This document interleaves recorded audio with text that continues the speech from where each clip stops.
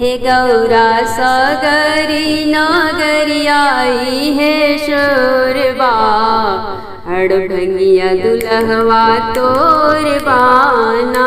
हे गौरा सगरी नगरी आई है शोरबा, अड़भंगिया दुल्हवा तोर बाना।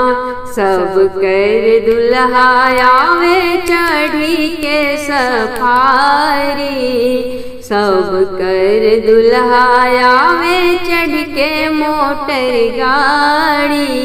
शिव जी अइले बैला सवरिया आई है शोरबा, अड़भंगिया दुल्हवा तोर बाना। हे गौरा सगरी नगरी आई है शोरबा, अड़भंगिया दुल्हवा तोर बाना। सब कर दुल्हा पिन के अइले माथ मोरिया, सब कर दुल्हा पिन के अइले माथ मोरिया। शिव जी बहावे जटवस धरवाई है शोरबा, अड़भंगिया दुल्हवा तोर बाना। हे गौरा सगरी नगरी आई है शोरबा, अड़भंगिया दुल्हवा तोर बाना। सब कर दुल्हा आवे पहन के सुट शेरवानी, सब कर दुल्हा आवे पहन के सुट शेरवानी। शिव जी हमें बाघंबर धारी इहे शोरबा, अड़भंगिया दुल्हवा तोर बाना। हे गौरा सगरी नगरी आई है शोरबा, अड़भंगिया दुल्हवा तोर बाना।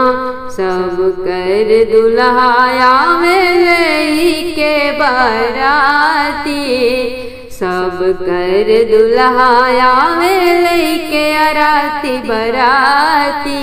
शिव संग बड़ुए भूतवा डैनी आई है शोरबा, अड़भंगिया दुल्हवा तोर बाना। शिव संग बड़ुए भूतवा जगिनी आई है शोरबा, अड़भंगिया दुल्हवा तोर बाना। हे गौरा सगरी नगरी आई है शोरबा, अड़भंगिया दुल्हवा तोर बाना।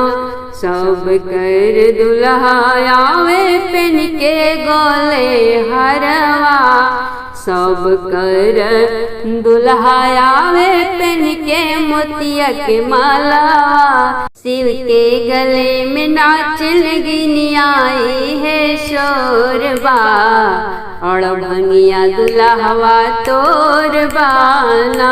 हे गौरा सगरी नगरी आई है शोरबा, अड़भंगिया दुल्हवा तोर बाना।